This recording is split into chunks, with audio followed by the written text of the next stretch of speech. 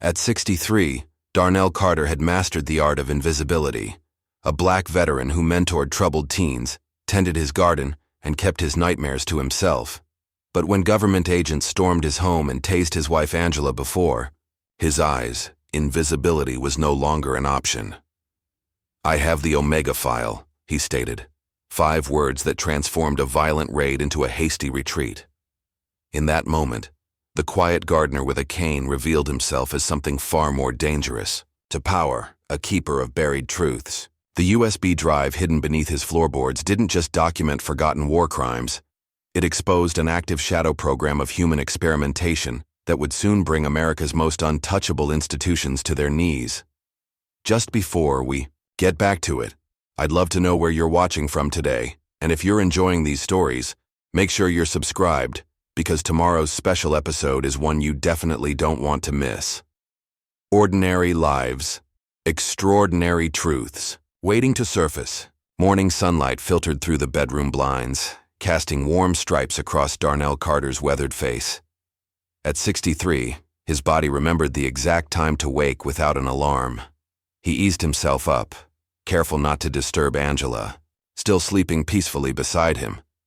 The old knee injury from his final tour ached as it did most mornings, but Darnell had learned to greet pain like an old acquaintance, acknowledge it, then move on. His worn slippers waited by the bedside, positioned exactly where he'd left them the night before. Order and routine. They'd been his salvation after returning home 2 decades ago. In the kitchen, Darnell filled the coffee maker and watched the morning light spread across his backyard garden. The tomatoes were coming in nicely this season.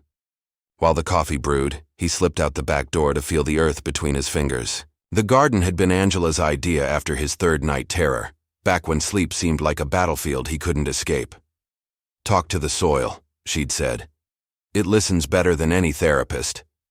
She'd been right, as she usually was. Darnell hummed, "A change is gonna come," under his breath as he checked his vegetables, the Sam Cooke classic flowing naturally from somewhere deep in his memory. The rhythm helped his hands work steady, pinching off dead leaves and testing the soil moisture.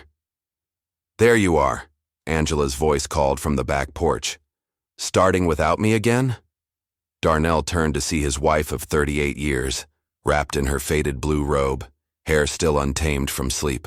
At 61, Angela Carter carried herself with the same quiet dignity she'd had when they'd met at a veterans support rally back in '86. Her eyes still lit up when she smiled, his own personal sunrise.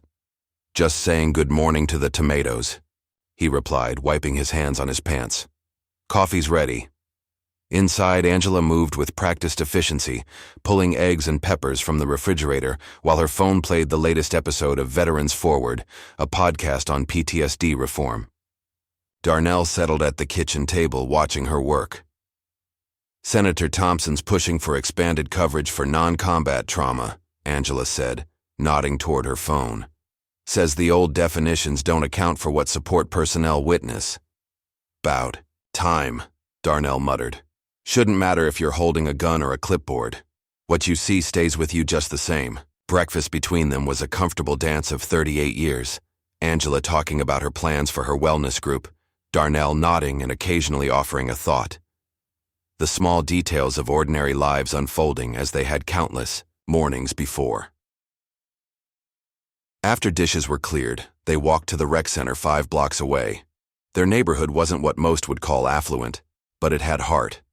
Neighbors waved from porches, children stopped their games to call out greetings to Mr. and Mrs. C. "Morning, Mrs. Carter. Those brownies last week were fire," called 12-year-old Jasmine from her front yard. "Glad you enjoyed them, sweetie," Angela called back with a warm smile. At the rec center, they parted ways with a quick kiss. Angela headed to the East Wing where her wellness circle for trauma survivors would gather, while Darnell made his way to the community room where both troubled teens and fellow veterans awaited his mentorship. The teens arrived first. 4 boys from the neighborhood who'd been mandated to community service after minor offenses. Darnell had seen too many kids like them end up in systems designed to punish rather than heal. He'd made it his mission to intercept as many as he could. Andre Williams arrived last as usual, his tall frame filling the doorway. At 17, Andre carried himself with a quiet intensity that reminded Darnell of himself at that age. "Sorry I'm late, Mr. C," Andre said, placing his ever-present camera bag carefully beside his chair. "Mom's car wouldn't start." "You're here. Now," Darnell said simply. No judgment. No lecture. Just acknowledgement. The session focused on conflict resolution, with Darnell guiding them through scenarios they might face.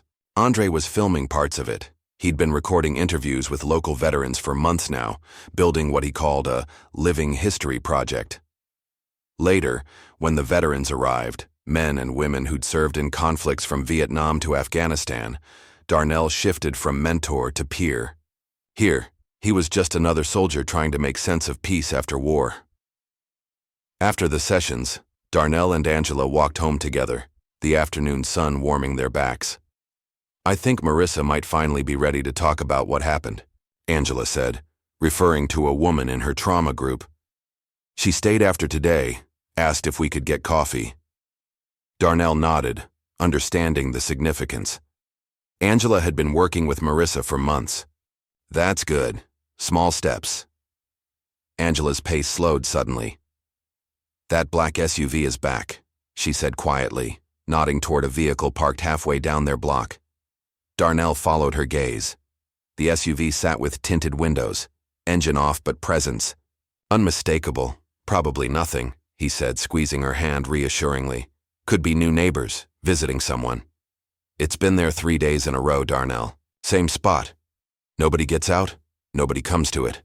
He offered a half smile that didn't quite reach his eyes. Now who's the one seeing threats everywhere? Inside their home, Angela busied herself with dinner preparations while Darnell retreated to his small home office. Once alone, his casual demeanor fell away. He pulled up the security camera footage from the past week, scanning for the SUV. There it was, Tuesday, Wednesday, Thursday, always at the same time, always staying. For exactly 47 minutes, a chill settled in Darnell's stomach. Coincidences didn't follow schedules. That evening, while Angela read in bed, Darnell claimed he needed milk for morning coffee and drove to Lou's Diner on the edge of town. In the back booth waited Martin Geller, a civil rights attorney he'd known for years. "You're looking well, Darnell," Martin said, though his eyes told a different story. "Cut to it, Martin. What's happening?" Martin slid a folder across the table. "Your name is showing up on watch lists. That veterans class action you helped organize, it's making waves in places that don't like ripples." Darnell opened the folder, scanning documents with highlighted sections about individuals of interest and potential domestic disruption. "This about the experimental drug trials?" Martin nodded. "The Department of Defense doesn't appreciate being sued by the men they used as lab rats, especially when those men are starting to organize. We're just seeking acknowledgement, Martin. Medical coverage for the side effects." "You're seeking accountability," Martin corrected. "That's always more dangerous." He took back the folder. "Watch yourself. There's movement around your file." The next day, Andre came by the house, eager to show Darnell his latest interview. "Edits. I got Mr. Wilson to finally talk about Fallujah," Andre said, excitement making his words tumble over each other. He brought out his medals and everything. They sat on the porch watching the footage on Andre's laptop. The boy had a natural talent for drawing out stories people had kept buried for decades. "You've got a gift," Darnell said, patting Andre's shoulder. "You listen without pushing." "I learned from you, Mr. C," Andre replied, his voice suddenly serious. "When most adults look at us, they see problems to fix. You just see people." The moment was interrupted by a patrol car slowly cruising past the house. Officer Sarah Klein sat behind the wheel, her eyes briefly meeting Darnell's before she drove on. Later that afternoon, at the precinct, Sarah Klein stared at the envelope that had appeared on her desk. No sender, no official stamp, just her, name and confidential marked in red. Inside was a photo of Darnell Carter and a single-page profile labeled, "Possible domestic threat. Observe and report." Sarah had known Darnell for years. He volunteered at the same community events where officers did outreach. He'd helped her nephew get straight after a rough patch. The idea of him as a threat felt wrong in her bones. But orders were orders. She tucked the envelope into her desk drawer, unsettled, but duty-bound. Meanwhile, Angela sat frustrated at her computer, staring at an empty screen where her nonprofit records should be. 5 years of data, donor information, program results, grant applications, all gone. "I don't understand," she told the tech support voice on the phone. "I had cloud backup. How can everything just vanish?" "Ma'am, according to our logs, the data was deleted locally from your computer," the technician explained. "All copies, including backups, were systematically removed over the course of 2 hours last night." "That's impossible. I was asleep, and nobody has my passwords." "Someone with professional skills would know how to bypass those protections," he said carefully. "Have you considered filing a police report?" After hanging up, Angela stood at the window, watching the street with new eyes. Something wasn't right. She and Darnell had lived quiet, purposeful lives helping their community. Why would anyone target them now? That night, Darnell thrashed in his sleep, caught in a dream that was actually a memory. Desert heat. The convoy stopped. Gunfire. His unit was supposed to be backup for a routine patrol, but they'd stumbled onto something else entirely.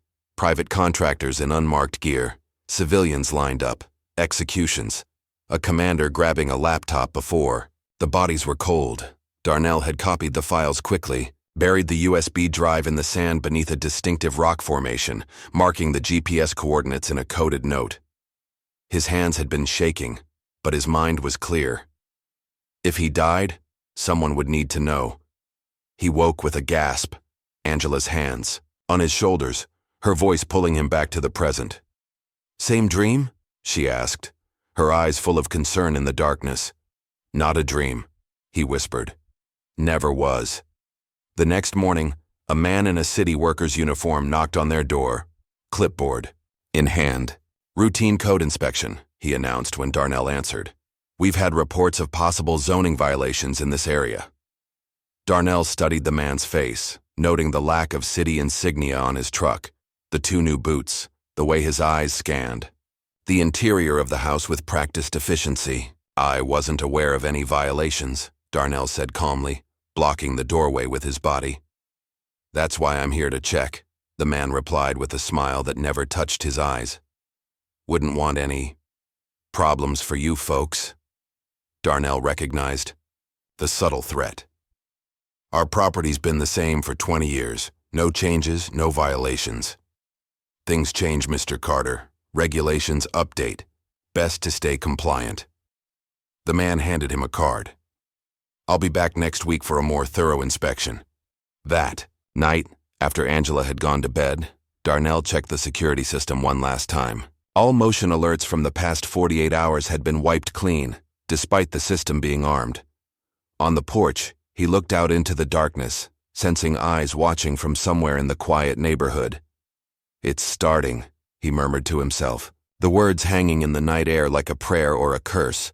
He locked the door behind him with a decisive click. 1 second of violence, a lifetime of consequences. 4 days passed in tense waiting.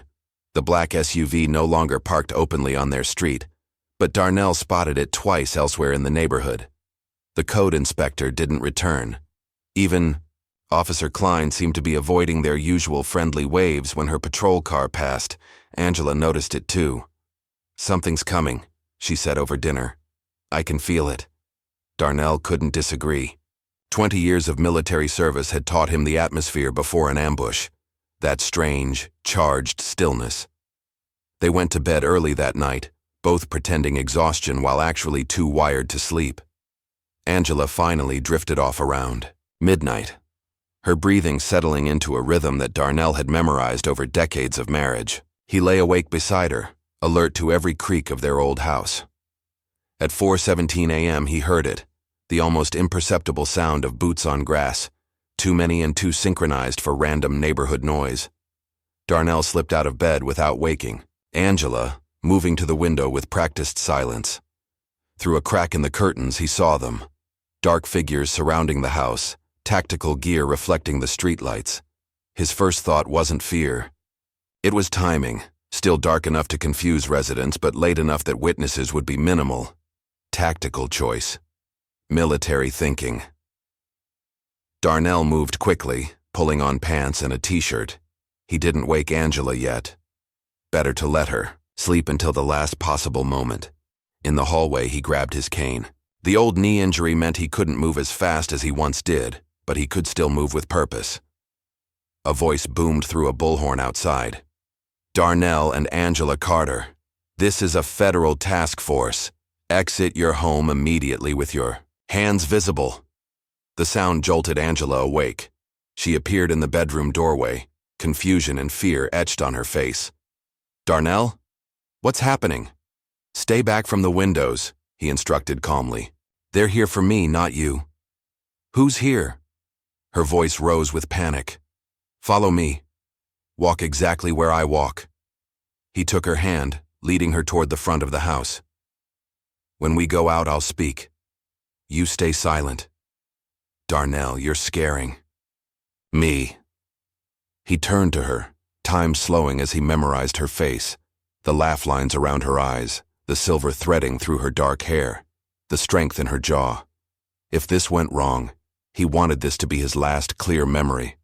Trust me, Angie, like you always have, the bullhorn blared again.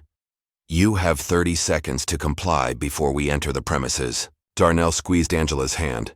I'm going to open the door. Stay behind me. He reached for the handle, his movements deliberate. Before he could turn it, the world exploded. The first flashbang crashed through the living room window, detonating. In a blinding burst of light and sound. A second smashed through the kitchen window almost simultaneously.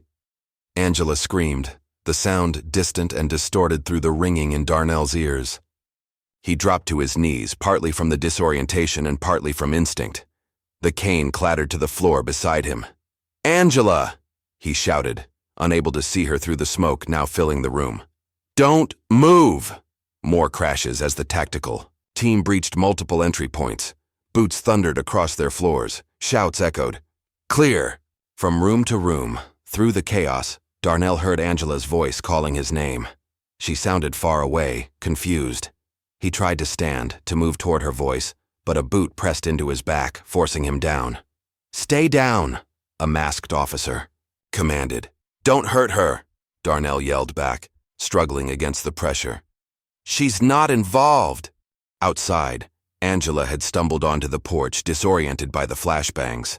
Blood trickled from her ear where the concussive force had ruptured her eardrum. She called Darnell's name again, reaching blindly in the smoke. On the ground. An officer shouted at her. Angela couldn't process the command. Her world was spinning, her hearing damaged. She took another unsteady step, hand outstretched. The officer fired his taser. The prongs hit Angela's chest, sending 50,000 volts coursing through her body. Her muscles locked, her back arched in agony, and she collapsed hard onto the porch, limbs convulsing uncontrollably. Darnell saw it happen through the open doorway. Something primal erupted from his chest, a roar of rage and terror that didn't sound human even to his own ears. With strength born of desperation, he threw off the officer, pinning him down, and lunged toward the porch. Get away from her, he bellowed, charging forward despite the officers closing in. One raised his rifle, training it on Darnell's chest. The red dot of the laser sight trembled over his heart. Time slowed. 20 years of buried secrets, of quiet vigilance, of knowing this day might come. All of it crystallized into absolute clarity. Darnell stopped, standing tall despite his bad knee screaming in protest. In the sudden silence, he spoke 5 words that changed everything. I have the Omega file. The effect was instant and extraordinary. The commanding officer's eyes widened behind his tactical mask. His hand shot up in a halt signal to the others. Stand down, he said, his voice suddenly uncertain, then into his comm unit. He said Omega. Confirm that. I need confirmation on Omega protocol. The officers nearest to Darnell took a step back, confusion evident in their postures. The one who'd been aiming at his chest slowly lowered his weapon, looking to his commander for guidance. Sir, he questioned. The commander's hand was pressed to his earpiece, listening intently. His eyes never left Darnell's face. Confirmed, he finally said. Secure the scene. Medical team for the woman. No arrests. I repeat, no arrests. The tactical team's disciplined formation dissolved into uncertainty. They began backing away from both Darnell and Angela, maintaining distance while clearly unsure what had just happened. Darnell ignored them all, dropping to his knees beside Angela. Her body had stopped convulsing, but she lay frighteningly still, her breathing shallow. "Angela," he whispered, taking her hand. "Stay with me." Her eyes fluttered. "Darnell, what's happening?" "It's going to be okay," he promised, though he wasn't sure if that was truth or hope speaking. Across the street, lights had come on in neighboring houses. Faces peered through windows. Someone was filming from a porch. And there, half hidden behind a parked car, was Andre, his camera raised, capturing everything. The tactical team moved with new urgency, no longer focused on Darnell, but on controlling the growing audience. 2 medics approached with a stretcher.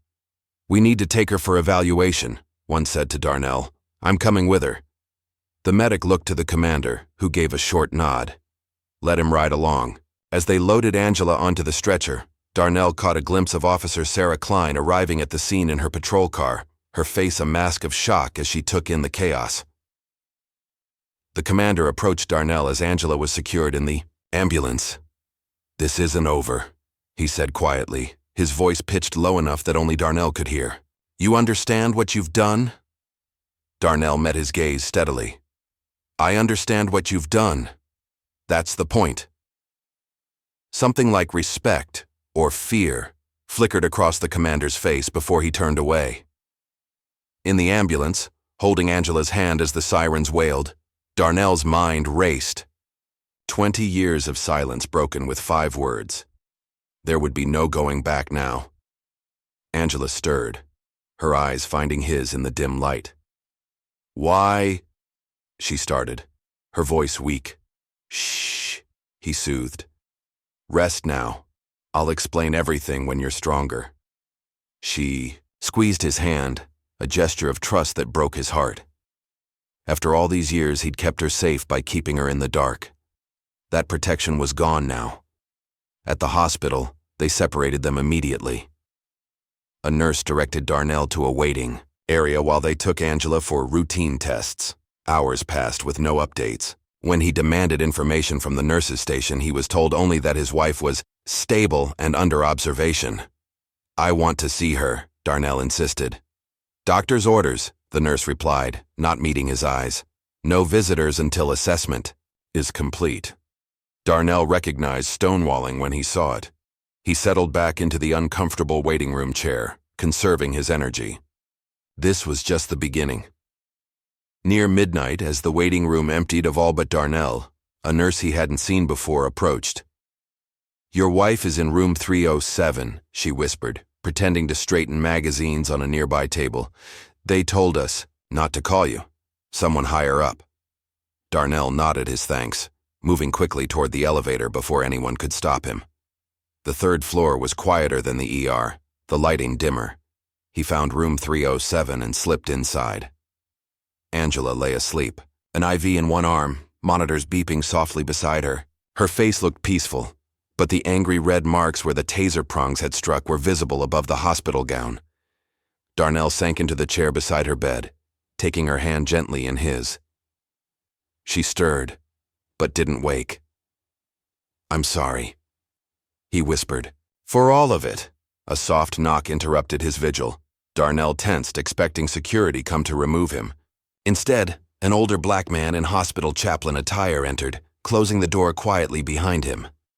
"The Spirit provides comfort in our darkest hours," the chaplain said, his voice low but carrying clearly. Darnell stared, recognition dawning, slowly. "Reggie?" Reggie Monroe, 20 years older and grayer than when they'd served together, nodded slightly. "It's been a long time, brother." "How did you—" "They found you because they know you still have it," Reggie interrupted, sitting beside Darnell. Saying its name out loud was either the bravest or stupidest thing you could have done. It worked, didn't it? For now. Reggie's eyes darted to the door, then back. But you need to disappear, both of you, as soon as she's stable. I'm done. Running, Reg. Then you'd better be ready for what's coming. Reggie pressed something into Darnell's palm, a key. Storage unit in your name, paid up for 20 years. Everything you might need is there. He stood. I was never here. After Reggie left, Darnell sat watching Angela breathe, the key heavy in his hand. Dawn crept through the hospital window before he finally left, kissing Angela's forehead and promising to return. At home, the scene of the raid was eerily cleaned, up, windows replaced, debris removed, as if nothing had happened. Only the neighbor's wary stares as he walked up the path suggested otherwise. Inside, Darnell went straight to his bedroom, pulling up the loose floorboard beneath the nightstand. The lockbox was still there, untouched. Either they hadn't found it, or they'd been ordered to leave it once he mentioned Omega. The small metal box opened with a key he'd kept on his person for 20 years. Inside lay a worn USB drive, scratched, and weathered with a faded Greek letter etched into its surface. Oh, the Omega file. His insurance policy. His burden. His truth. Darnell closed his hand around it, knowing that after 20 years of silence, the real fight was just beginning. When the smoke clears, the hunt begins. The hospital discharged Angela 3 days after the raid. The official diagnosis read neural electrical trauma, but the resident neurologist had looked uncomfortable when explaining it to Darnell. These symptoms aren't typical for standard taser exposure, she'd said quietly, glancing at the door, as if expecting someone to walk in. The tremors, the blackouts, they're more consistent with higher voltage or prolonged exposure. Now, as Darnell helped Angela up the porch steps of their home, he noticed how her hand trembled in his. She'd already had 2 blackouts at the hospital, each lasting only seconds but leaving her disoriented and frightened. Home, Angela whispered, pausing at the threshold. Her eyes traveled over the new windows. The fresh paint where the flashbangs had scorched the walls. They tried to erase it all. They can't erase what matters, Darnell said, guiding her inside. The living room was spotless, too spotless. Someone had arranged the furniture slightly differently, the photo frames on, the mantel shifted by inches. The message was clear. We've been here, we've touched your things, we can return any time. Angela sank into her favorite armchair, exhaustion evident in every line of her body. Are you going to tell me what's happening now? What you said to make them stop? Before Darnell could answer, a knock on the door made them both tense. Through the window, Darnell spotted Andre shifting nervously on the porch, his ever-present camera bag slung over his shoulder. It's just Andre, Darnell said, relief evident in his voice. The teenager stepped inside tentatively, his eyes widening at the sight of Angela. Mrs. C, are you okay? His voice cracked with emotion. I've been better, sweetheart. Angela offered a weak smile. But I'm home now. Andre turned to Darnell, reaching into his bag. Mr. C, I need to show you something. He pulled out his camera. I was filming a night sky time-lapse for my project when they came. I got everything. Darnell's pulse quickened. Everything? Andre nodded solemnly. From when the trucks arrived until they took you both away. I was across the street behind the Miller's oak tree. He connected the camera to his laptop. Watch this part. The footage was remarkably clear for a night recording. Andre had captured the tactical team's arrival, the flashbangs, Angela being tased. But what he highlighted was the moment after. Darnell spoke the 5 words. A clear shot of the lead officer's face, mask now pulled down, expression transitioning from controlled aggression to shock and fear. I've never seen a SWAT team back down like that, Andre said. What did you say to them, Mr. C? Darnell exchanged a look with Angela, whose eyes reflected the same question. Something they didn't expect to hear, Darnell answered carefully. Something they're afraid of. People are talking, Andre continued. My video isn't the only one. The Wilsons got footage from their security camera, and Mrs. Peterson was streaming live from her phone. It's all over social media with the hashtag, Why'd they stop? Angela leaned forward. Andre, I need you to be very careful with that footage. The people who came here, they don't play by normal rules. That's why I made copies, Andre said, his young face suddenly serious beyond his years. One on my cloud drive, one with my cousin in Atlanta, and one on this. He handed Darnell a small USB drive. Nobody can erase all of them. After Andre left, Darnell helped Angela to bed for a nap. As she drifted off, he sat watching her breathe, counting each rise and fall of her chest as if it might be the last. His phone vibrated, a text from an unknown number. Check your back fence. Left side, 20 minutes. 19 minutes later, Darnell eased open the back gate. Officer Sarah Klein waited in the alley, her patrol car nowhere in sight, civilian clothes replacing her uniform. I shouldn't be here, she said without preamble. But you are. Sarah's eyes darted around the alley. That raid. Something's wrong with the whole setup. The order came through as Homeland Security, but when I requested the documentation, there's nothing. No warrant, no operation log, not even an incident report. You're risking a lot telling me this. I took an oath to protect people, not to help black bag them in the middle of the night. Sarah ran a hand through her hair. What did you say to make them back off? Darnell studied her face, weighing trust against caution. I mentioned something they thought was buried. Something they're afraid might come to light. Is it something I should be afraid of too? That depends on what you believe about who we're supposed to be as a country, Darnell answered. Back inside, Darnell found Angela in the kitchen, her hands gripping the counter as another tremor passed through her body. It's getting worse, she said, frustration edging her voice. And don't tell me it's normal. We'll find better doctors, Darnell promised, helping her to a chair. What we need are answers. Angela's eyes met his, steel beneath the fatigue. I was there, Darnell, in Nevada. I saw you bury something in the desert during what you called your PTSD phase. I never asked because I thought you needed to process the war in your own way. She reached for his hand. But this isn't just about the war, is it? The weight of 20 years of secrets pressed on Darnell's chest. No, he finally said. It never was. Before he could continue, there was another knock at the door. This time it was Pastor Wallace from their church, a man they'd known for 15 years. Thought I'd check on you both, he said, settling into the living room with the practiced ease of a long-time spiritual counselor. Word about what happened has spread through the congregation. They talked about the raid, Angela's health, the community's response. But as the pastor was leaving, he leaned close to Darnell.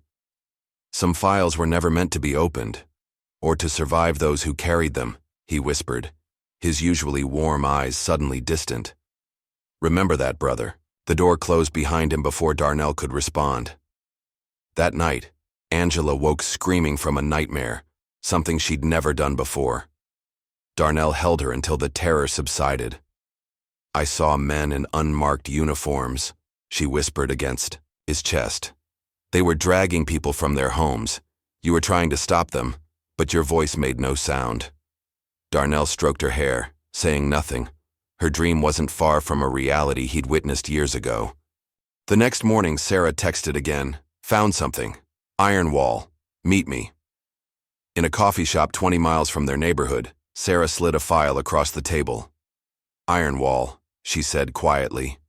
Private military contractor that worked under Pentagon, oversight during the war, went private sector afterward, still has deep government connections. Darnell opened the file, scanning names and operation records. Where did you get this? I have a friend in digital records. She found references to them connected to the raid authorization. Sarah leaned forward. Their CEO is a man named Evan Stroud, former special ops, then military intelligence. The company specializes in problem resolution for certain government agencies. Problem resolution, Darnell repeated. Nice way of saying cleanup. Whatever you have on them, it's got them spooked enough to raid a civilian home on American soil. Darnell closed the file. Thank you for this, Sarah, but you need to walk away now, for your own safety. That's not how this works, Sarah replied. I crossed the line the moment I questioned that raid order. I'm in this. While Darnell was meeting with Sarah, Angela spotted a woman in scrubs entering her neurologist's office. Something about her movements seemed off, too precise, too alert. When the receptionist stepped away, the woman began flipping through files at the desk. Angela pulled out her phone, pretending to text while secretly recording. The woman found a file, Angela's file, and quickly photographed several pages, before replacing it. Later, Angela showed the recording to Darnell. She was never ID checked, never signed in. "We need to be more careful," Darnell said, his face grave. "What we need is to stop hiding." Angela's voice rose with rare anger. 20 years, Darnell. 20 years you've carried whatever this is alone. Now they've brought it to our doorstep, into our lives. I was attacked in my own home. I was trying to protect you. And now I need the truth to protect myself. Tears welled in her eyes. No more secrets between us, not now. The truth hung between them like a living thing, dangerous, volatile, necessary. That night, tensions reached a breaking point. "I want to go public," Angela said, sitting across from Darnell at their kitchen table. "Andre's footage, my medical, records, everything. That would paint a target on us bigger than the one we already have," Darnell argued. "We're already targets. At least this way, if something happens, people will ask questions." Darnell's hands clenched on the table. "Or they'll silence those questions like they've silenced others. We need leverage before we move. The Omega file isn't enough leverage? It's insurance, not a weapon." Darnell met her gaze. "Not yet." Their argument was interrupted by a text from Andre. "Need to see you. Bringing friend. Important." An hour later, Andre arrived with a tall, lanky teenager Darnell recognized as Elijah Taylor, a computer prodigy who'd won the state science fair with a homebrew encryption algorithm. "Elijah can help," Andre said simply. Elijah looked nervous but determined. "Andre showed me what happened, what they did to Mrs. Carter." He opened his laptop. "I want to help crack whatever's on that drive you mentioned." Darnell hesitated. "What makes you think there's a drive?" "Because you said something about a file that made them back off," Andre explained. "And whatever it is, they're willing to hurt people to keep it quiet." Angela touched Darnell's arm. "They're already involved. Andre's footage put him on their radar the moment it went online." With a heavy sigh, Darnell nodded. He retrieved the USB drive from its hiding place and handed it to Elijah. The teen worked silently, his fingers flying across the keyboard. "Military-grade encryption," he muttered. "Old school, though. From the file creation date, it's 2004? "Can you open it?" Angela asked. "Parts of it." Elijah's face lit blue in the glow of his screen. "I'm seeing fragments, names, locations." His voice trailed off as his eyes widened. "Sir, what is this?" Darnell looked over his shoulder. On the screen were partial documents, redacted reports of operations, lists of civilian casualties, GPS coordinates for mass graves. "The truth," Darnell said quietly, "about what really happened during certain peacekeeping missions." "This is just the first layer," Elijah said. "There's more encryption beneath. It'll take time to crack fully." Before they could continue, Elijah pulled out a small device from his backpack. "First, let's make sure we're alone." He powered on the device, which emitted a soft hum as he moved around the room. Near the thermostat, it began beeping rapidly. "Bug," Elijah said simply. He moved to the kitchen where the device beeped again near the smoke detector. Another one. Finally, at the electrical panel in the hallway. "Signal interceptor on your smart meter. They're monitoring everything. Conversations, internet, traffic, power usage." The room fell silent as the implications sank in. "How long?" Angela whispered. "Based on the dust patterns, at least a week," Elijah answered. "Maybe longer." Darnell's face hardened. "Pack what you need," he told Angela. "We're not staying here tonight." The past buried, the truth unchained. The sun rose over the Nevada desert, painting the rocky landscape in shades of amber and gold. Darnell stood alone beside his rental car, staring at a formation of rocks that had haunted his dreams for 2 decades. He'd left Angela with Sarah, insisting this journey was one he needed to make alone. The desert held too many ghosts, some buried, some still wandering the sand, in his nightmares. With his cane supporting his bad knee, Darnell made his way to the rock formation. 20 years ago, he'd been younger, faster, terrified as he dug the small hole beneath these stones. Now he moved slowly, deliberately, using a small folding shovel from his pack. 6 inches down, his shovel struck something solid. A small metal container, military grade, sealed against the elements. Inside was another USB drive, identical to the first but in pristine condition, protected from time and the desert's harsh conditions. As Darnell stood, he caught a glint of sunlight reflecting off metal in the distance. Squinting, he made out the unmistakable shape of a surveillance drone hovering just at the horizon line. They were watching, had probably been tracking him since he'd booked the flight to Nevada. Let them watch, he thought. It was too late to stop what was coming. Back in a motel room on the outskirts of Las Vegas, Darnell examined the backup drive. It seemed intact, untouched by the years it had spent buried in the earth. Like a time capsule preserving a truth no one wanted found. His phone rang. "Angela, did you find it?" she asked without preamble. "Yes, heading back tomorrow." "Darnell," her voice softened. "Before you left, I remembered something. A letter you wrote before your final mission. You asked me to keep it sealed unless..." She paused. "Unless you didn't come back." Darnell closed his eyes, the memory surfacing. "I'd forgotten about that. You wrote about things you never wanted to live with, if you survived." Angela's voice trembled slightly. "Was it about this? About what happened there?" "Yes," he admitted. "I thought if I didn't make it back, someone should know the truth. But when I survived, I decided it was safer buried." "For who, Darnell? For me? Or for the people in those files?" The question hung between them, 3 states and 20 years of silence stretching the distance further. 2 days later, they gathered in a garage owned by one of Elijah's uncles: Darnell, Angela, Sarah, Andre, and Elijah. The space had been swept for bugs, the windows blacked out, the electricity sourced from a generator to avoid any smart meter monitoring. "Both drives have the same base encryption," Elijah explained, connecting the Nevada backup. "But this one hasn't been partially corrupted by time. We should get the full file." They watched in tense silence as Elijah worked, bypassing security protocols that had been cutting edge when the file was created, but were now vulnerable to new techniques. "I'm in," Elijah finally said, his voice hushed with awe. The screen filled with folders, each labeled with dates and operation codes. Elijah clicked on one marked with a red flag. Video footage appeared, grainy but clear enough to see what was happening. American soldiers and contractors in unmarked gear, surrounding a village. Civilians being gathered in the central square. A commander giving orders. Then, methodically, executions. Buildings burned, evidence eliminated. Sarah turned, away, her face ashen. "This can't be real." "It's real," Darnell said quietly. "Operation Claystone. Officially, we were there to flush out insurgents. Unofficially..." He gestured to the screen. "It was a cleansing operation.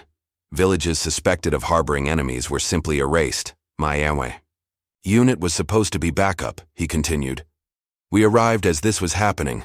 I saw it with my own eyes, recorded what I could, copied files from a commander's laptop when chaos broke out." Elijah opened another folder. "There's more. Operation logs, communications, authorizations." He scrolled through documents. "These names keep appearing: Senator Hayes, General Covington, and someone named Evan Stroud."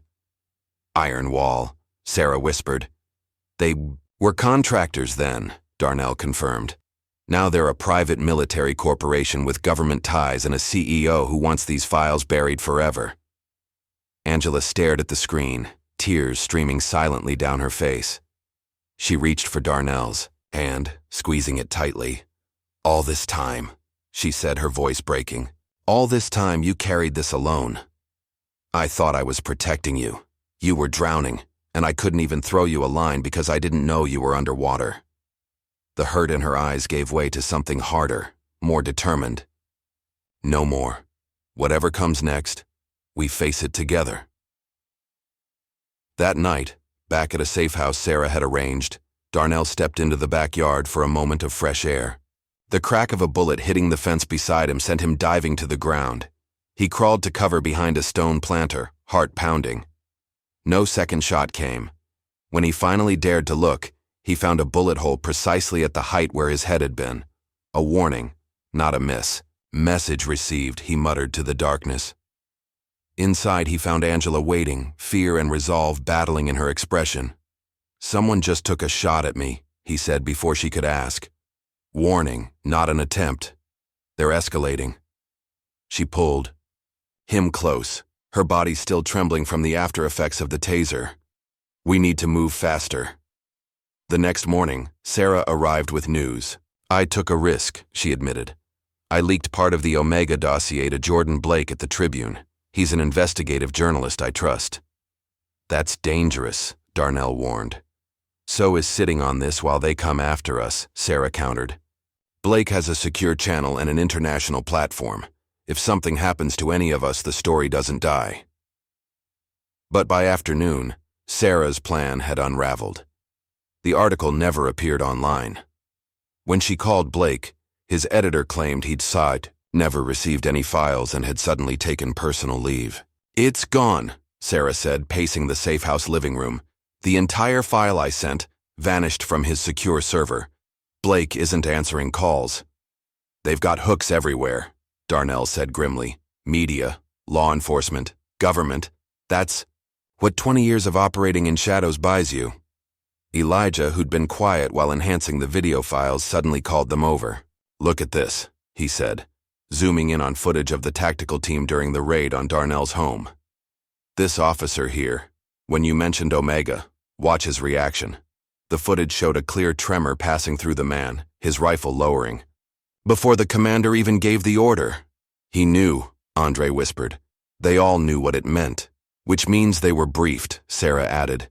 "This wasn't just some random raid. They came specifically prepared for the possibility of you mentioning that file." Elijah had continued working while they talked. "There's more. I found embedded GPS data in some of these Omega files, coordinates." He pulled up a map with locations marked across the United States. "These don't correspond to any known military bases or facilities." Darnell leaned closer, recognition dawning in his eyes. "Those are black sites," he said, his voice hollow. "Detention facilities off the books, outside oversight." "But these files are 20 years old," Angela pointed out. "Surely they've been shut down since then." Darnell stared at the map, each marker a testament to secrets buried deeper than his USB drive in the Nevada desert. "No," he said quietly. "They never shut it down. If the system won't protect the truth, then the people will." Morning light filtered through the blinds of the safe house as Darnell laid out 5 hand-drawn maps on the kitchen table. Angela, Sarah, Andre, and Elijah gathered around, their faces solemn in the golden glow. "These are the black sites I could identify from the GPS coordinates," Darnell explained, his finger tracing circles around several locations. "What the military called ghost cages, places where people disappeared." "Are you sure they're still active?" Sarah asked, studying the nearest map. 3 of them show recent satellite activity," Elijah answered, scrolling through images on his laptop. "Power consumption, supply deliveries, security rotations. This one in Colorado shows the most traffic."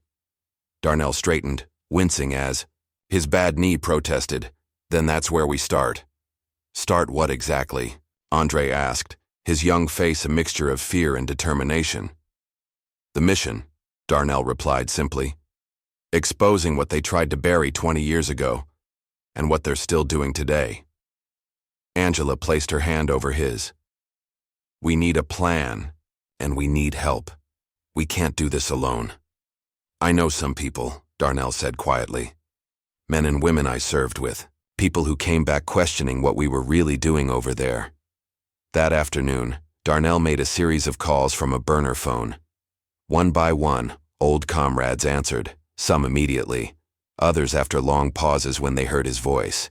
Some had changed their numbers, moved across country, tried to outrun the same memories that had haunted Darnell, but they hadn't forgotten. By evening, 7 had agreed to help, former soldiers in their 60s and 70s now, with creaking joints and fading eyesight, but with skills that had never quite disappeared, and a sense of justice that had only grown sharper with age. Frank. Miller's got a truck route that passes near the Colorado site, Darnell told the others. Says he can provide surveillance. Jackson's working security at a tech firm now. He'll handle communications. Wilcox and Thomas are already on their way here. While Darnell organized his old unit, Angela embarked on a mission of her own. With Sarah providing transportation, she visited the families of soldiers who had been part of Operation Claystone, men who had never returned, or had returned, changed beyond recognition.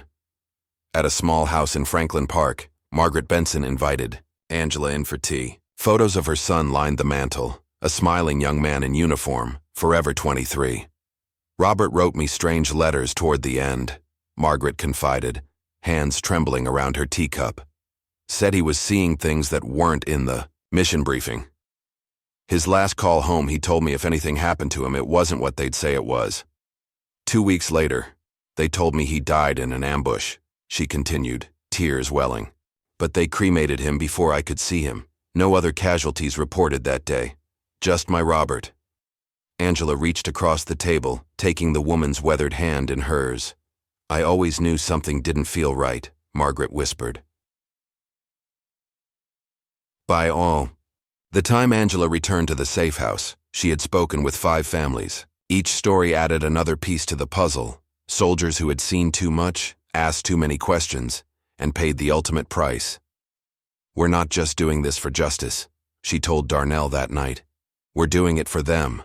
For all the Roberts who never came home, and for all the Margarets who never got the truth.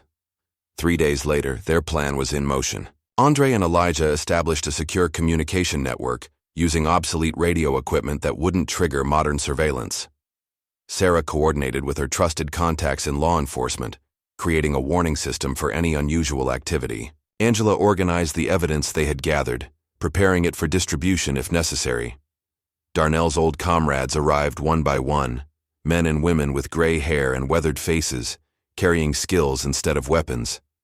Betty Wilcox, once the best communications specialist in their unit, now walked with a cane but could still break any encryption thrown her way. Marcus Thomas had been their transportation expert and arrived driving a nondescript van with custom modifications. Just like old times, Thomas said as he embraced Darnell. Except we're fighting for the right side this time, for sure. Their first target was the facility in Colorado, an abandoned-looking industrial plant surrounded by chain-link fence and discreet security cameras. Frank Miller's truck route took him past it twice weekly, allowing him to document patterns and rotations. 3 guard changes daily, he reported over their secure channel. Minimal external presence. They're keeping it low profile. Supply. Truck every Tuesday morning. No markings, but the same driver. For 2 weeks they gathered intelligence, building a complete picture of the facility's operations. What emerged was disturbing. A partially decommissioned site that still showed signs of recent activity. We need to get inside, Darnell finally said during their strategy meeting. Surveillance only tells us so much.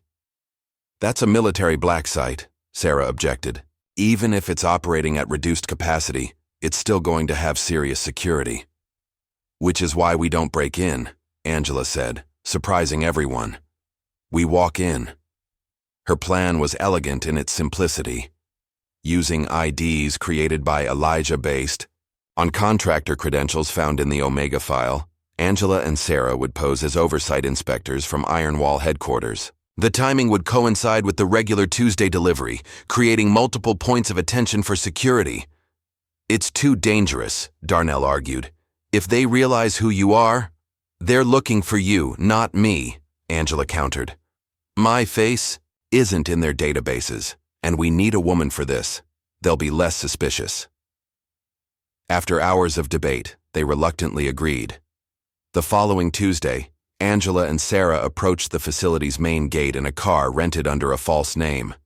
Both wore severe business attire, and carried clipboards with official-looking documentation.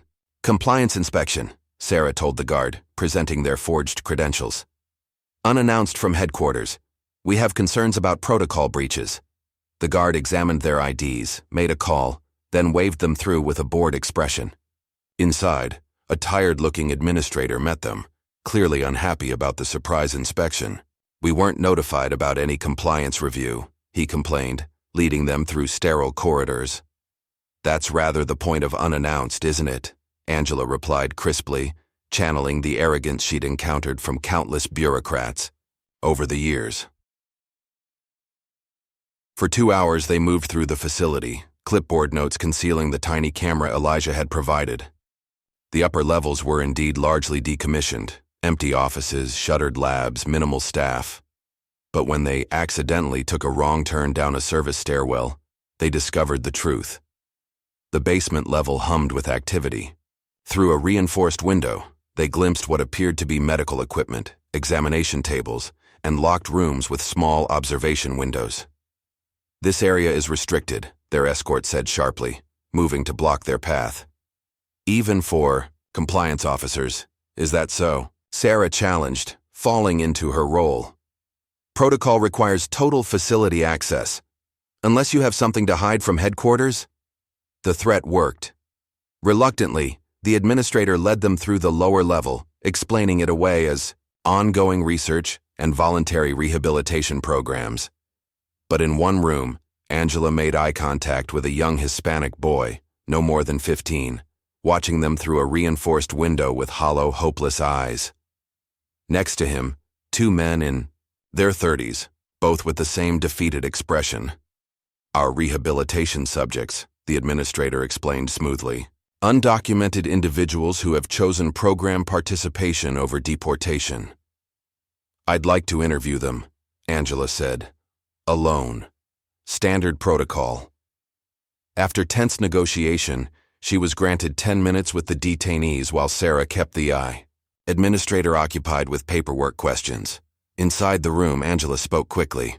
"We're not who they think we are. We're here to help." She slipped a small device under the table, a tracker Elijah had designed. "Help is coming," the older man spoke in a whisper. "They inject us with things. Take blood, tissue samples. Some people never come back from the testing rooms." "What's your name?" Angela asked. "Miguel. This is my brother Carlos and his son Tadeo. We crossed the border 3 months ago and were picked up, but not by Border Patrol. Men in unmarked vans." Angela's heart raced. "Hold on a little longer, Miguel, you're not forgotten." Back in the car, driving away from the facility with measured calm, Angela and Sarah waited until they were miles away before speaking. "They're using them as test subjects," Angela said, her voice shaking with rage. "Human experiments under the guise of rehabilitation." "I got everything on camera," Sarah confirmed. "And your tracker is active. Elijah's receiving the signal." That night, they reviewed the evidence. Footage of the facility, testimony from Miguel, structural information about the building's layout. They worked in shifts, compiling it all into an actionable plan. 3 days later, they returned, this time with Darnell, Marcus, and 2 other veterans, using the supply truck's arrival as cover. With Sarah creating a diversion at the front, Gate and Angela's inside knowledge of the patrol rotations, they gained access to the lower level. The rescue was not without complications. An alarm triggered as they located the detention area, forcing them to move quickly. Miguel, Carlos, and Tadeo were weak but mobile. 2 guards attempted to intervene but were quickly subdued and locked in a storage closet. "This way," Darnell directed, leading them through a service corridor Angela had identified. "Thomas is waiting with the van." As they drove away, Tadeo clutched his father's hand, tears streaming down his face. "I thought we would die there," he whispered in Spanish. "I thought everyone had forgotten us." Carlos turned to Darnell. "There were others before us, many others. They kept records. I saw them when they moved me between rooms." Elijah worked through the night, decrypting files from a hard drive they'd seized during the rescue. By morning, he had broken through the first layer of security. "It's worse than we thought," he said, his young face pale with shock. "These aren't just random detentions, it's a systematic program." He turned his laptop to show them an email chain between General Covington and private pharmaceutical companies, with Ironwall as the intermediary. "The black sites were never about national security," Darnell said, reading over Elijah's shoulder. "They're revenue-driven human labs. Ironwall leases access to test subjects for experimental drug trials, weapons tests, psychological research. Paid. For with our tax dollars," Sarah added bitterly.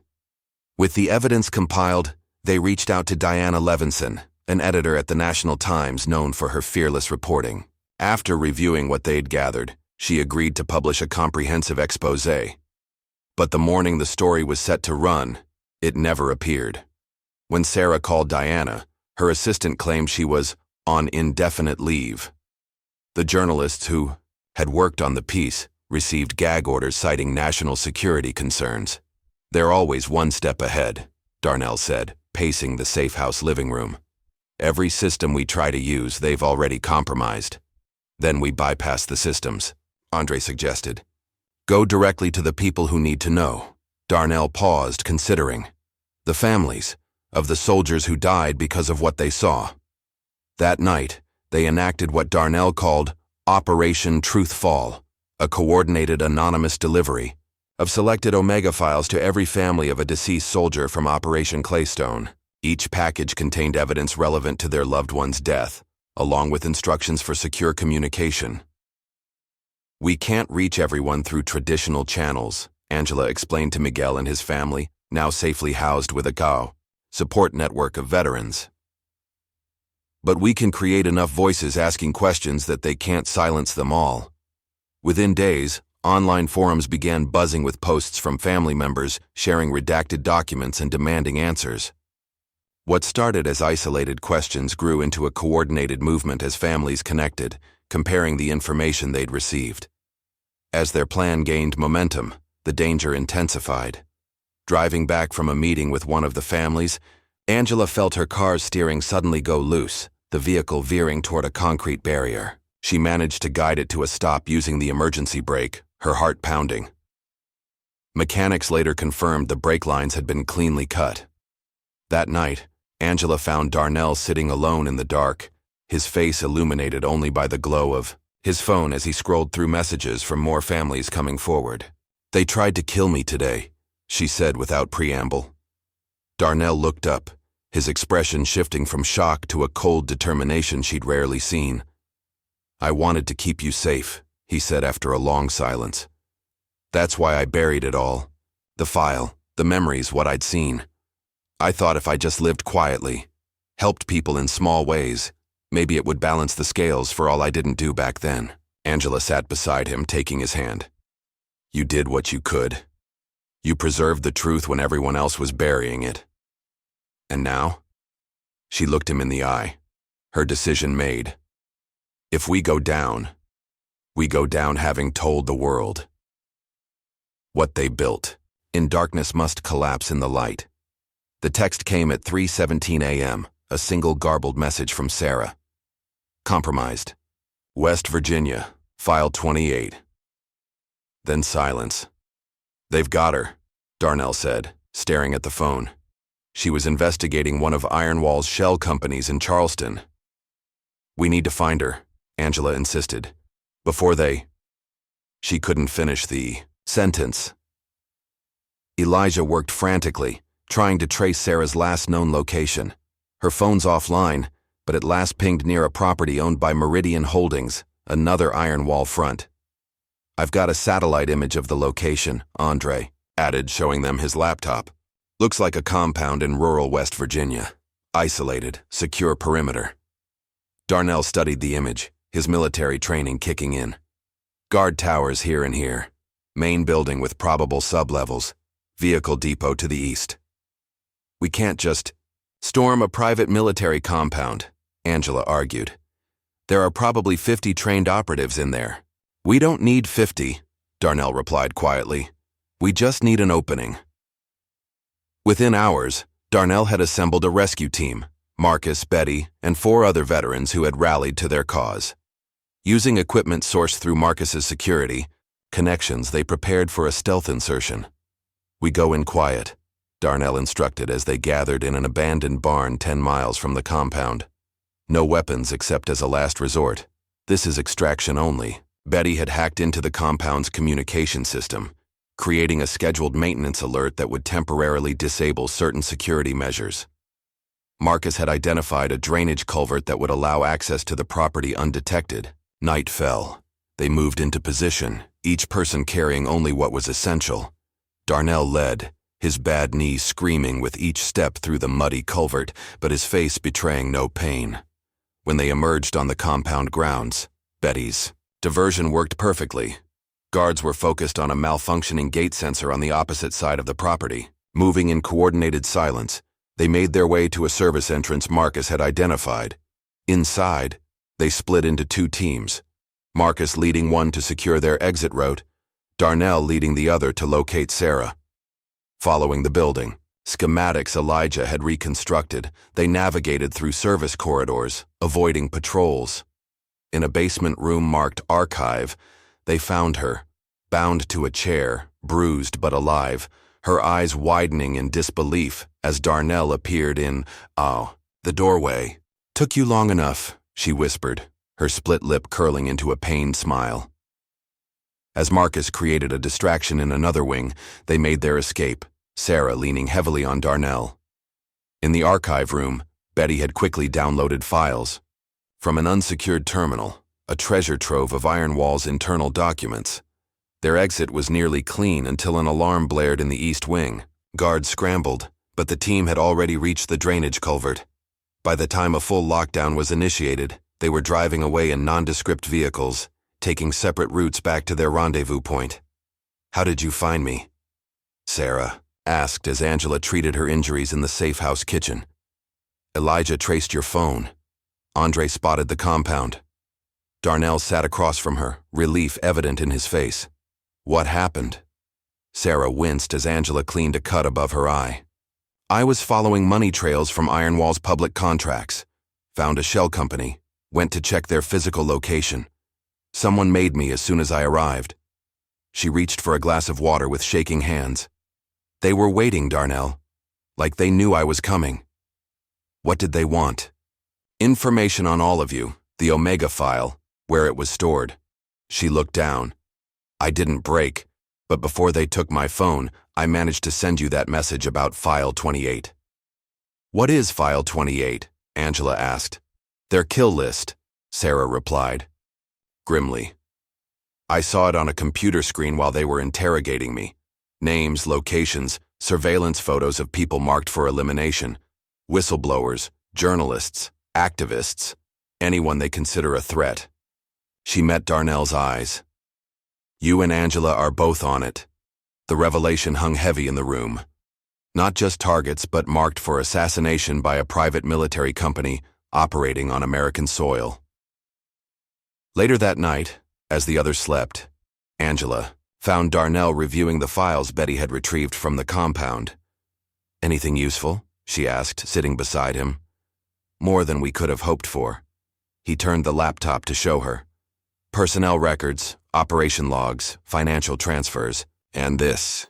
He opened a document, a Pentagon Task Force report from 2002, authorizing funding for private contractors to establish extrajudicial detention and research facilities on domestic soil. "There's a list of authorizing officials," Darnell continued, "including a budget oversight officer named Angela Morris." Angela stared at the screen, the blood draining from her face. "That was my maiden name." "You worked at the Pentagon before we met," Darnell said carefully. "Budget office, you told me."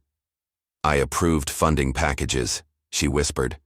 "They came through as special projects with security classifications. I never knew what they were for, Darnell. I just processed the paperwork." Tears streamed down her face as the realization hit her. "I helped them build this. All these years. Fighting for justice, and I didn't even know I was part of creating the very thing we're fighting against." Darnell took her hands. "You didn't know. None of us knew the full picture back then. We all carried pieces of it thinking we were serving something greater." By morning, a new plan had formed. They couldn't rely on traditional media or government channels. Both had proven compromised, but they had something powerful: evidence, testimony, and Andre's documentary skills. For the next week, Andre worked tirelessly, compiling footage of the raid on Darnell's home, testimony from the rescued detainees, evidence from the Omega file, and interviews with families of Operation Claystone soldiers. The result was a 3-hour documentary that laid bare the entire conspiracy, from the war crimes 20 years ago to the ongoing human experimentation. "We need to get this out everywhere at once," Andre explained. "So they can't contain it." Elijah had the solution: a coordinated release across 50 mirrored websites worldwide, timed to go live simultaneously, with download options that would allow it to spread, even if the original sites were taken down. "Once it's out, it can't be put back in the bottle," he said confidently. The documentary launched at midnight. By morning, it had been downloaded thousands of times. Social media exploded with clips and screenshots despite aggressive efforts to remove them. The hashtag #NabishOmegaTruth began trending globally. Something unexpected happened as the documentary spread. Hackers around the world, inspired by what they saw, began targeting Iron Wall's digital infrastructure. Within days, payroll records, offshore accounts, and internal memos were being leaked by anonymous sources. The walls protecting the powerful began to crack.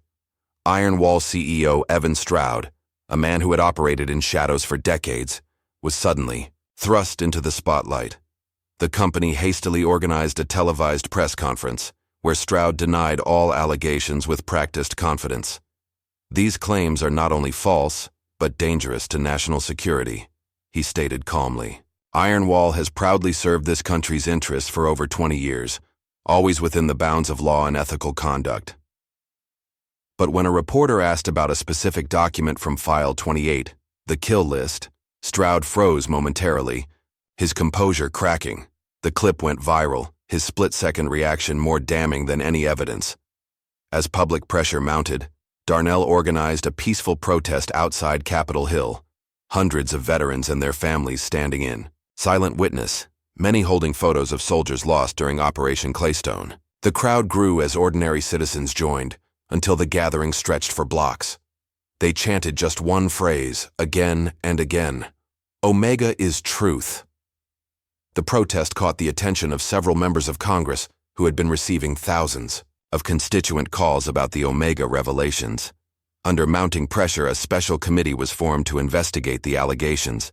Darnell was called to testify, with Angela at his side. As he spoke, military brass and senators shifted uncomfortably in their seats, particularly when he presented the evidence of black sites on American soil. "These aren't just historical wrongs," Darnell testified, his voice steady. "These are ongoing crimes against American citizens and vulnerable people in our care. And they're being committed with taxpayer dollars, authorized at the highest levels." Senator Hayes, who had appeared repeatedly in the Omega documents, faced particularly intense scrutiny. When journalists uncovered financial ties between him and Iron Wall's shell companies, the pressure became too great. He resigned amid calls for criminal investigation, claiming health concerns but fooling no one. The dominoes were beginning to fall. But Iron Wall wouldn't go down without a fight. Late one night, as Darnell and Angela slept in a different safe house, their third that month, a car bomb detonated outside. Only a last-minute decision to move to an interior room saved them from the blast that shattered windows and reduced the front of the house to rubble. As emergency vehicles surrounded the smoldering structure, Darnell held Angela close. Both of them covered in dust but miraculously unharmed. "This means we're winning," he whispered into her hair. "They tried to bury us, but we were seeds." Dawn broke over the safe house as Darnell, Angela, Andre, Elijah, and their growing network of allies gathered around a table covered with maps, documents, and laptops. The bombing had shaken them, but it had also hardened their resolve. "They're desperate," Darnell said, studying satellite images of Iron Wall's headquarters. "Desperate means dangerous, but it also means vulnerable." "The documentary is everywhere now," Andre reported, checking download statistics. "Over 2 million views in the last 48 hours despite takedown attempts. People are asking questions the government can't ignore anymore."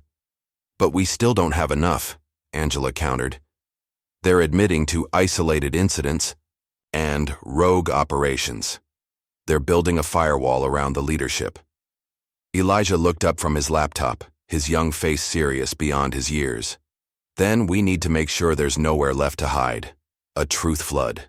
His plan was audacious, coordinating with journalists, human rights organizations, and watchdog groups around the world for a simultaneous comprehensive release of the entire Omega file, along with all the evidence they'd gathered since.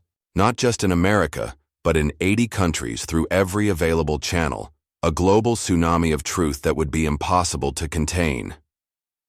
The world needs to see everything, Elijah explained.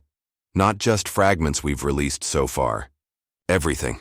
The operation logs, the funding trails, the victim testimonies. All at once, too big to suppress, too widespread to control. For 2 weeks, they worked around the clock, preparing secure channels, encrypting communications, and organizing the massive data cache. Journalists from international outlets were brought in secretly, given access to verify the information. Before the release, human rights attorneys drafted legal briefs that would be filed in multiple jurisdictions as soon as the documents went public. The night before the planned release, Angela sat alone in the kitchen, recording a video on Andre's camera. Her face showed the strain of recent months, but her eyes burned with quiet determination. "My name is Angela Carter," she began, her voice steady. 3 months ago, government agents raided our home. They tased me, threatened my husband, and attempted to silence a truth that has been buried for 20 years. She paused, gathering strength. We have endured surveillance, attacks, and attempts on our lives. We have survived, but we refuse to be silent. Tomorrow, the world will see what some have tried to hide. War crimes committed in our name, human experimentation conducted with our tax dollars, and a shadow system that operates beyond accountability or oversight. She leaned closer to the camera, her expression intensifying. This isn't just our fight. This belongs to every family who lost someone to these secrets, every person detained and experimented on without consent, every citizen who believes that power must answer to truth. The video ended with a simple statement. The truth cannot be tased, bombed, or buried. It was never just an Omega file. It was always a beginning. At precisely 8:02 a.m. Eastern Time the next day, the truth flood began. 80 countries, hundreds of news outlets, thousands of websites, millions of downloads, documents, videos, testimonies, everything released simultaneously in a coordinated digital avalanche. The response was immediate and overwhelming. News channels scrambled to cover the story. Government agencies issued confused, contradictory statements. Iron Wall's stock price plummeted within hours as investors fled. By mid-afternoon, board members of Iron Wall began making public statements distancing themselves from the company's operations. Several announced their immediate resignations, citing poor, recently discovered irregularities. Others offered to cooperate with investigations in exchange for immunity.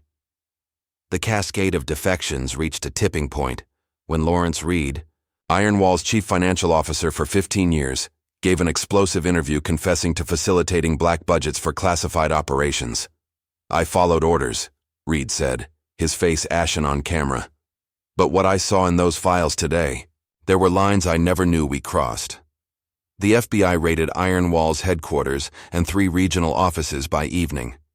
37 arrests were made within 72 hours, including middle management and operational directors. But the highest levels, including CEO Evan Stroud, remained protected behind walls of lawyers and national security claims. Darnell watched it all unfold from a hotel room in Baltimore, his hand gripping Angela's as they flipped between news channels. Despite the victories, he remained tense, vigilant. "Stroud's still out there," he said quietly. "Men like him don't surrender power willingly." As if confirming his fears, a hotel employee delivered a note that had been left at the front desk. "You've won the battle, Carter. But men like us know there's always another war. E.S." That night, as Angela slept fitfully, Darnell sat by the window watching the street below.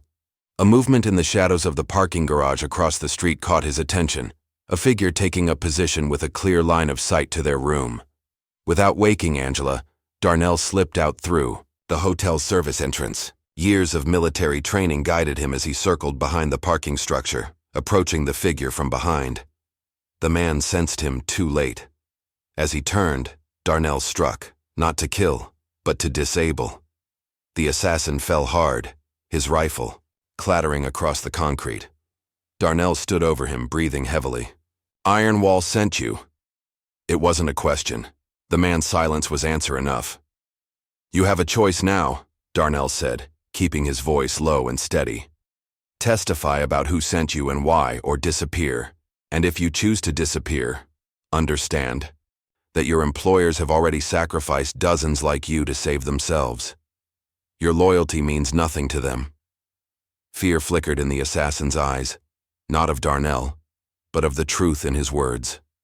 By morning, the man was in FBI custody, providing detailed testimony about Iron Wall's containment protocols, their euphemism for assassination programs targeting whistleblowers and threats. The pressure continued to build.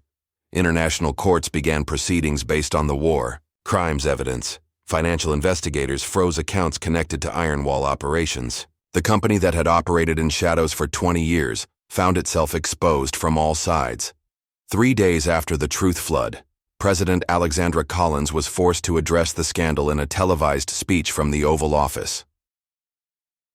"The allegations raised by the Omega documents are deeply troubling and contrary to the values we hold as Americans," she stated.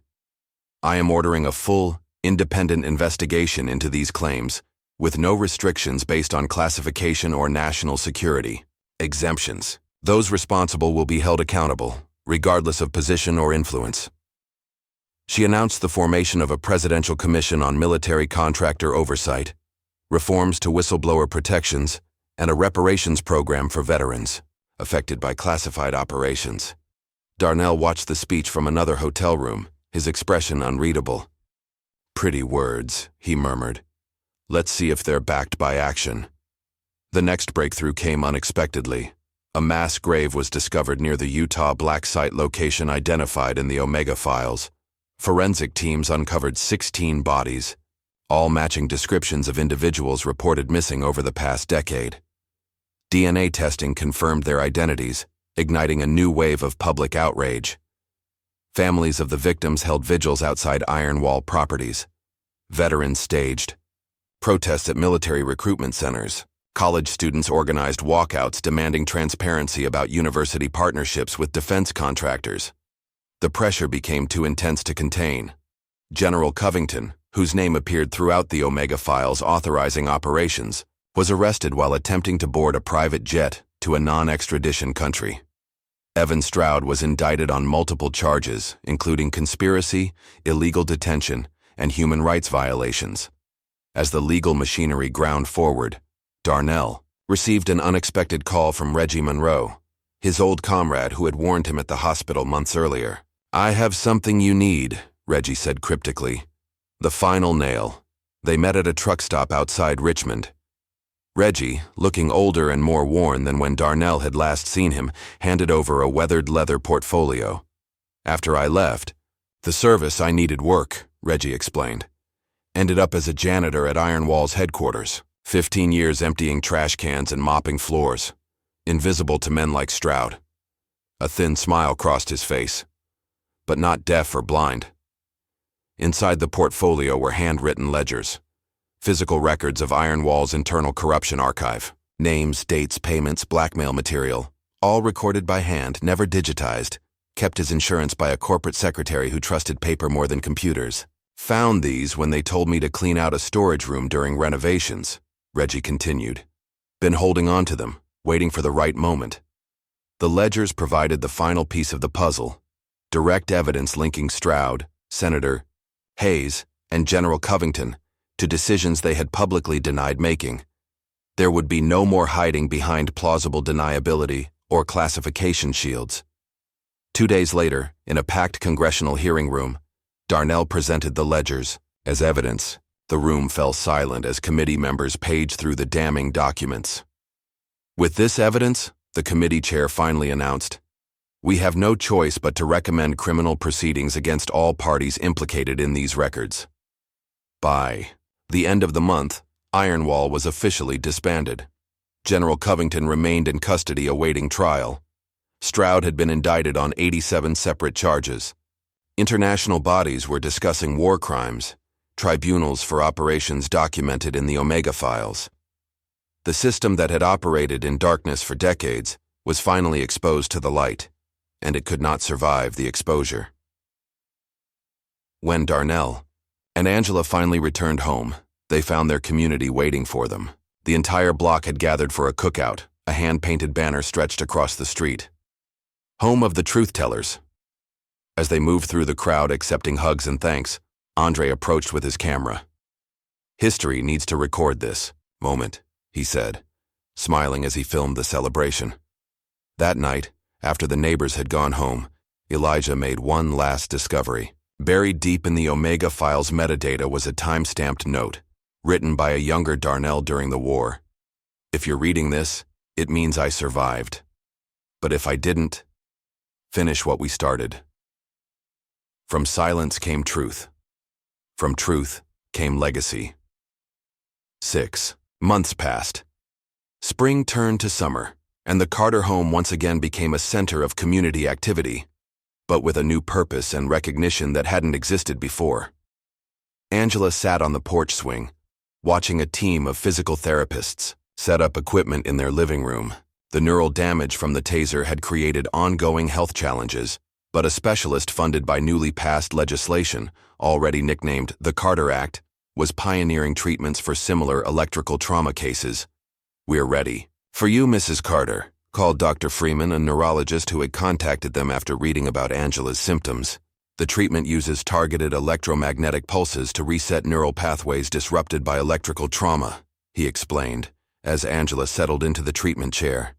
"You're our 14th patient, and the results have been extremely promising." The equipment hummed to life. Angela smiled at the irony. Her injury had led to healing not just for her, but potentially for hundreds of others with similar trauma. Pain transformed into progress. It seemed fitting. Across town, Andre stood, on a stage receiving the National Youth Documentary Award for his film Omega: The Truth They Buried.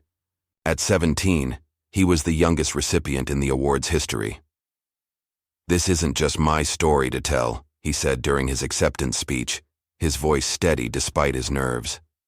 "This belongs to the Carters, to the families of Operation Claystone, to everyone who fought to bring truth into the light." The crowd rose in a standing ovation as Andre acknowledged Darnell and Angela seated in the front row. Afterward, representatives from 3 universities approached him with full scholarship offers. The Pulitzer Committee had also contacted him about his footage being included in their journalism prize consideration. "I'm thinking of studying investigative journalism," Andre told Darnell as they celebrated over dinner that evening. "Or maybe law. Something where I can keep exposing truths that need to be told." Darnell smiled, pride evident in his eyes. "Whatever path you choose, you'll be our future guardian." Officer Sarah Klein's path had also transformed. Her role in exposing Ironwall had initially made her a pariah within her department, but as the full scope of the corruption became clear, perception shifted. She received a citation for moral courage from the Police Benevolent Association and was invited to join a newly formed federal oversight body for intelligence accountability. From writing parking tickets to writing intelligence policy, she joked when she visited the Carters to share her news. Never saw that coming. Elijah, meanwhile, had channeled his technical skills into creating an open-source platform called Project O, a secure system allowing citizens to anonymously report government overreach and corporate misconduct. The system used advanced encryption and distributed storage to protect whistleblowers while ensuring that verified information reached appropriate investigators. "The next Omega file won't need to be buried for 20 years, he explained during the project's launch. "The truth should never have to hide." As summer turned to fall, Congress passed the National Day of Remembrance for Victims of Government Overreach, officially acknowledging the lives lost and damaged by classified operations and human experimentation programs. Angela was invited to speak at the inaugural ceremony in Washington, D.C., standing before a crowd of thousands gathered on the National Mall. "Today we remember both those we failed and those we saved," she said, her voice carrying across the hushed crowd. "We acknowledge a painful chapter in our history, not to reopen wounds, but to ensure they heal properly, with truth, accountability, and a commitment to do better." Back home, Angela transformed part of their backyard into what she called a healing garden, open to the community. Each plant bore a small marker with the name of a veteran or victim remembered, living memorials that would grow stronger with each passing season. "Some people build monuments of stone," she told visitors. "I prefer things that breathe and grow." The garden became a quiet place of reflection for the neighborhood. Sometimes visitors left notes or small tokens. Others simply sat in silence, processing grief or finding peace. Angela welcomed them all, understanding that healing was a community process, not a solitary one. One evening, as sunset painted the garden in golden light, Darnell retreated to his garage workshop. From a hidden compartment beneath his workbench, he removed the original Omega USB drive, the small device that had carried such enormous truth. He considered it for a long moment, turning it over in his weathered hands. He had debated destroying it now that its contents had been made public, erasing this physical reminder of pain and struggle.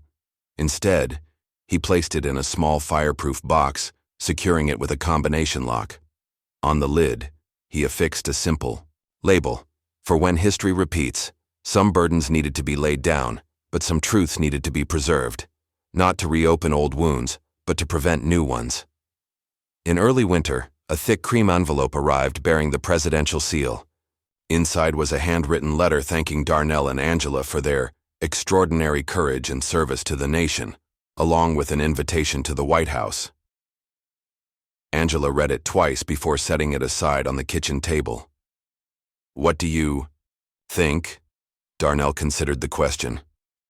"I think we've earned the right to choose our battles now, and our moments of peace." She nodded, understanding. "Let's think about it. For now, I just want to breathe." The invitation remained on the table, neither accepted nor declined, a reminder that they now had choices that once seemed impossible. As winter deepened, their lives settled into a new rhythm. Angela's treatment showed promising results, with tremors decreasing and blackouts becoming rare. Darnell continued mentoring at the rec center, but now also spoke occasionally at universities about ethics in military operations and the importance of moral courage. Their story had become part of a larger narrative, one about accountability, justice, and the power of truth to overcome even the most entrenched systems of secrecy. One crisp December afternoon, Angela stood at the kitchen window watching snow begin to fall, creating a blanket of pristine white over her healing garden. The plants were dormant now, resting before spring's renewal. "It's beautiful," Darnell said, joining her at the window and wrapping an arm around her waist. "It is," she agreed, "and it will be even more beautiful when everything blooms again." A knock at the door interrupted their moment of peace. Angela opened it to find a young boy of about 10 standing on their porch, clutching a notebook and looking nervous but determined. "Are you Mrs. Carter?" he asked, his breath visible in the cold air. "I am," Angela smiled. "I'm doing a school project on heroes," the boy explained, his words tumbling out in a rush. "My mom said I should talk to you. She said you and Mr. Carter stood up when others wouldn't, and that's what real heroes do." Angela turned to find Darnell standing behind her, his expression softening as he met the boy's earnest gaze.